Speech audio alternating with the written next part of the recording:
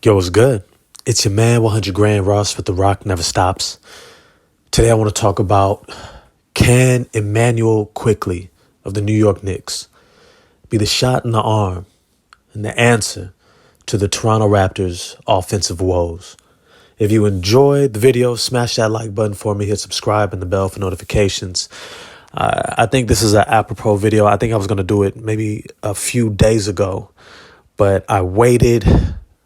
And then Toronto beat Milwaukee, and I was like, all right, maybe I'm tripping. Maybe what I think I'm seeing is not really what I'm seeing. So let me hold on a minute. And then I see him against Philly, and then I'm like, yeah, that's exactly what I'm seeing. But I'm going to make a couple tweaks to it. Initially, my thoughts were trading OG Anunoby for Immanuel Quickley. And I know a lot of y'all are going to be like, oh, what the hell is he talking about? Come on now, OG, this is who we drafted, this is who we developed, this is our guy. Yeah, and a lot of his skills and what he brings to the court is replicated by guys that are already in that starting lineup, which means that his importance to this team and what he contributes is not as valuable as somebody who fulfills a role that other guys can't fulfill. But I digress. I've moved away from that because I don't necessarily believe that it's going to take an OG Anunoby. I honestly think that the Toronto Raptors can simply offer a first-round draft pick and match the salary, right? Because the thing is, Immanuel Quickley is going to demand easily, somewhere around between 18 to 24 million a year after this season when he's a free agent. He's going to be a restricted free agent. Now, this is the thing. The New York Knicks already have signed Jalen Brunson. I believe he signed for somewhere around 26 million. I believe if I have it correct. Let me just double check here really quick. And here's the thing. When a team has somebody signed exactly for 26 million, when somebody has a starter that's signed for 26 million, a fringe all-star, Team USA, captain, starting point guard, fan favorite, playoff clutch performer, they don't want to spend almost the equal amount of money on his backup. Now, as much as we might believe and want to say that they can play alongside of one another, that is not a long-term solution, nor is it necessarily something that's going to be functional against the better teams. You got to have a 6'1" and a 6'3" backcourt. We've seen what that looks like with Damian Lillard and CJ McCollum. It has a ceiling, and the ceiling is first round, maybe second round if you're lucky, right? And this is not what the Knicks' outlook is. And so there's an opportunity to be able to steal him either in free agency or give the Knicks something that they can potentially walk away with now, rather than risking losing him for nothing. Now, him being restricted does give the New York Knicks an opportunity to be able to match that salary. But then, once again, they're taking on salary that they may not necessarily want to. Now, currently they have Evan Fournier on an $18 million contract, right, with a team option for next year. So they could potentially try to sign him for up to 18 to 20 million and say, hey, we will match anything under 20 million and just let Evan Fournier walk, who's not even playing right now. But for the Toronto Raptors, what they have to start thinking about is if he could potentially be worth the investment now for where this team is going. And this is really what I want to hedge this argument about Immanuel Quickley for the Toronto Raptors on, is that this offense needs a shot in the arm. This Toronto Raptors offense needs a boost of energy, of youthful energy. I don't know if you guys ever played pickup ball and you've seen, OGs playing out on the court. Maybe they're in the 30s, they got kids at home. They done worked a double, they just want to get out there and, get the ball up a few times, hang out with the fellas, They just want to feel like they got it, just a couple times up and down the court, right? Maybe just 2-3 games and they're good. But the thing is, throughout the course of those 2 to 3 games, right, there's going to be guys on the other team who need to be guarded. There's going to be opportunities to get out for fast breaks. There's going to be loose balls. There's going to be deflections, block shots to be had, rebounds that go awry and need to be chased down. And these are all the things that generally OG basketball players leave for the young guys. The young guys who have boundless energy, athleticism, their bones are still rubber. They haven't hardened yet. They're in their late teens, early 20s. They can run all day. They can fall, get scraped up, get back up, not worried about it. They're probably in community college, still in high school. You know, these guys are working at a corner store. You know, they not worried about having to call in tomorrow. They ain't got no real responsibilities, right? This is who you want doing all the dirty work. The OGs is going to be setting up the offense. They're going to hit the open jump shot, right? They're going to do the meat and potatoes. But they need somebody to do the extras, the trimmings, the side dish, bring the dessert, get plates, bring some juice, right? Do the extra things that help you to win.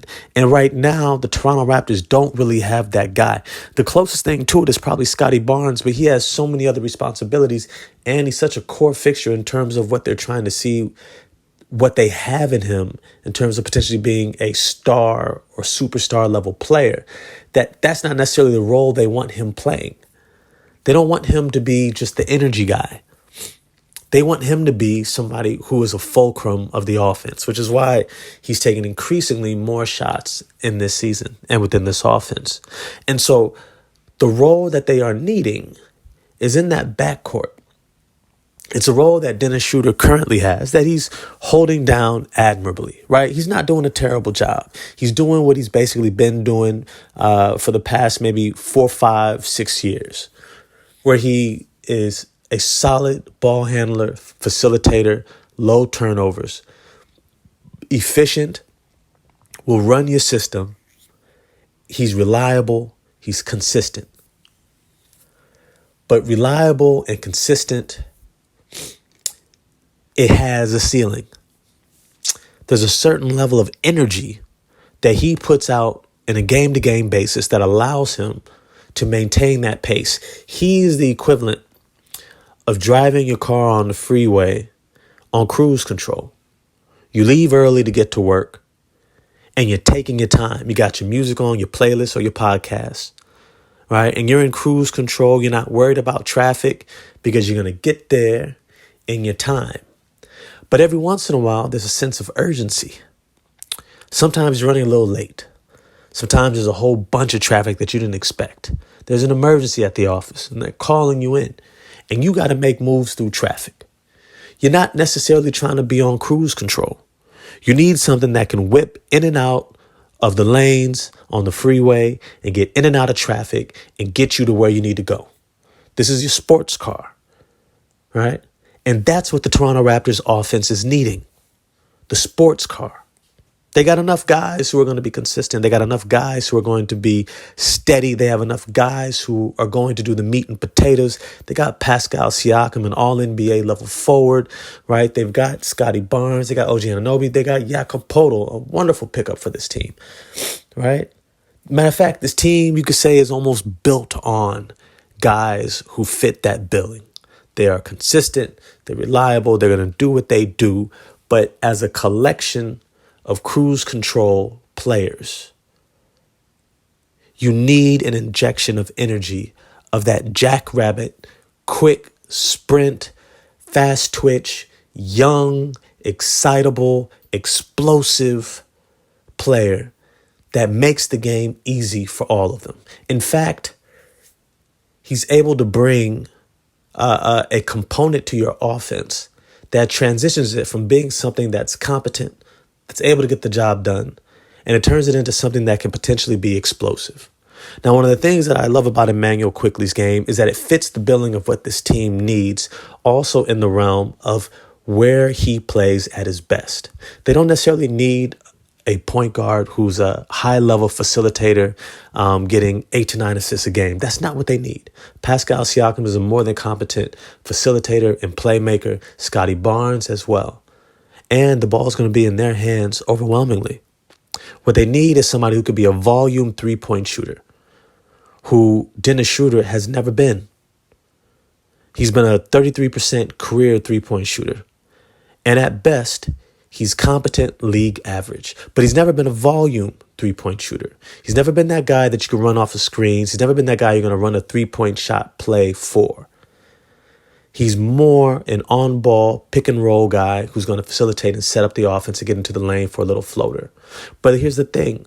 Immanuel Quickley not only is a volume three-point shooter, but he's a career 36% three-point shooter. And at the age of 24, he's got those young legs.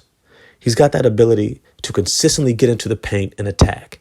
He's got a nice floater game.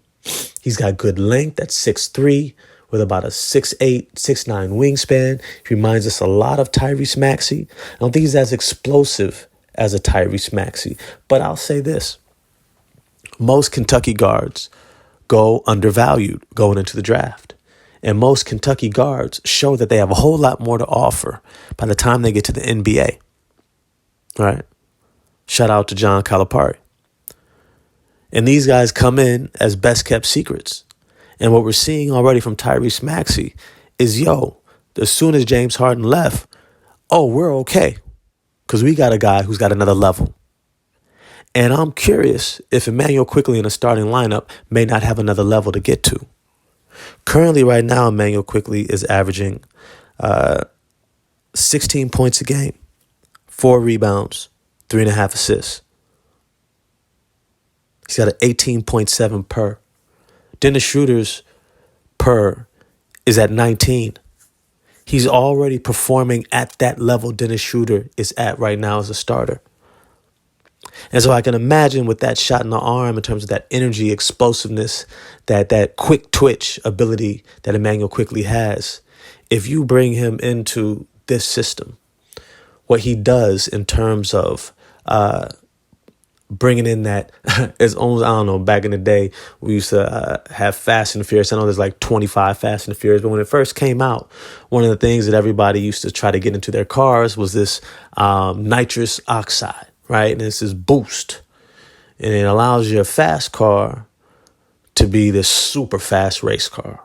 And they press that button and boom, they smashing down the highway. They smashing down the raceway. I think Immanuel Quickley has the ability to be that nitrous oxide for the Toronto Raptors offense. From his shooting, his ability to get out in transition, his ability to play off the ball, catch and shoot coming off the screens as a volume three-point shooter. His ability to get into the paint and get into the teeth of the defense for floaters or even kicking the ball out and making good decisions. Now, I am a little concerned about his playoff performances that haven't been the best. But let me just say this, though. Everyone has growing pains. And you know what? Dennis Schroeder hasn't exactly been a superstar playoff performer either. And so when we think about Dennis Schroeder at the age of 30, he's not going to get more explosive. He's not going to get quicker. He doesn't necessarily have a ceiling to push into any longer. He's capped. He's about as good as he's going to get. And so Immanuel Quickley, I think, could be the answer. But as always, I want to know what you all think. Do you think Immanuel Quickley could be the answer for this Toronto Raptors offense, to give it the shot in the arm, give it that nitrous oxide, to really take it to that next level where it could become more explosive so that they don't get behind in games or have to grind out offense or rely upon a hot shooting night from everybody in order to compete with the best teams? All right. If not Immanuel Quickley, who do you think it can be? Because I do think that point guard position is a major hole that needs to be filled sooner than later. Holler at me in the comment section. If you enjoyed the video, like, subscribe, hit the bell for notifications, and I'm going to get at y'all next time. Peace.